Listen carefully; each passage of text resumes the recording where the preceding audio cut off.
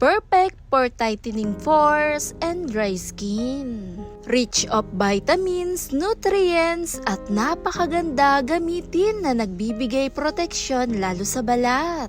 Egg yolk and baking soda.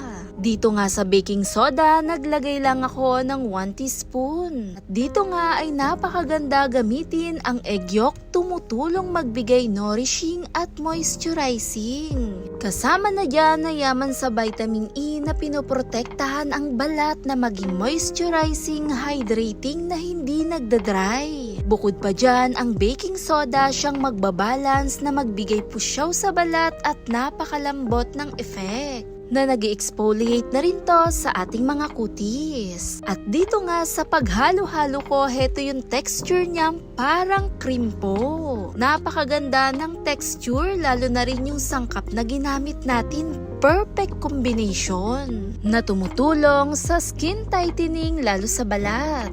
Higit sa lahat, napakaganda gamitin kahit pa po pang araw-araw, appearance of wrinkles, napakaganda ng dala nito. At dito nga po sa aking pag-apply, kailangan linisin muna natin yung ating balat. At idirekta na rin nating imas, ibabad ng 15 to 20 minutes. Dahan-dahan i-relax ang ating kutis. Kahit pa po isang beses, 2 beses sa isang linggo, pwede natin tong ulitin na tumutulong mag-exfoliate at tightening sa kutis. At kung ikaw ay nakakaranas ng pagka-dry skin, perfect tong gamitin. Dahil ang yolk maganda na nagbibigay moisture sa balat, napakaganda rin ng nutrients at benefits nito. At sa pinakaresulta, malambot, makinis sa balat, tumutulong din lalo sa pangingitim gaya ng mga dark spot. Maiiwasan ang pagka-dryness, yun ang maganda sa kutis. Dahil mas gugustuhin natin ng moisture at hydrated ang ating mga balat.